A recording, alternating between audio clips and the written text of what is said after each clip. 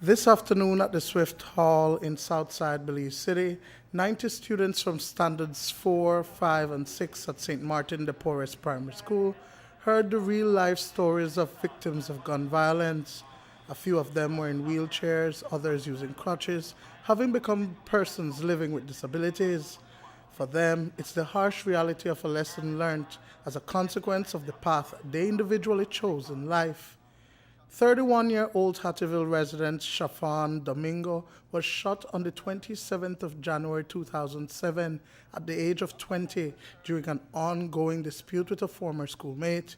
He's lost both his legs. After I left high school, I had to run from a lot of people. I always run from cats where they try to chase me and different things also. So I just, at one point, we made a call from the station to get some information. He hollered something out of me and I like, he just try to beat up the man. I think, man, take it the other way. The man gonna feel you gonna come back to the other part with me there and just finish there. I mean, the first shot actually missed my head and I think, and then after that, man just started to squeeze up the trigger and like 4 different shots I get, one of them touch my spine. It actually caused the paralysis. Situation where we society end up now because things were morally rejected become socially accepted because a certain, So do you feel that your story could possibly change one of their minds or take them away from leading a life that could cause them to end up dead or even behind bars? Yes, man, because I feel like at this stage, that is stage where you try, you're really the mature in kind of way. I feel like that the age where you should get certain tests like this, you feel me? See the condition of people in a my situation, see what the everyday life I will be go through.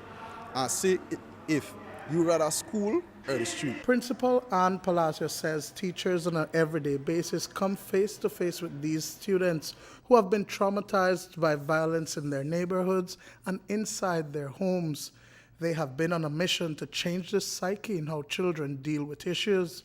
Palacio says that at the Catholic institution, the students are taught about self-esteem, self-confidence, and to be leaders while teaching them how to think and not what to think. When they're with us, they're good, but it's when they're outside. So we try to give them the tools they need whenever they're faced with these crises, with this type of crisis, that they'll make the right decisions. Whether they have directly or indirectly, but they have faced violence, they have faced a lot of horror in their lives. And so as the educational system, we try to do our best to ensure to let them know that this is not the norm. Not because of what you see, that means you should follow. So it's a Catholic school system, and we try to let them understand about ethics, about love, about morals, about standards. And that not because they live in a neighborhood where they see violence, that means that they should become violent.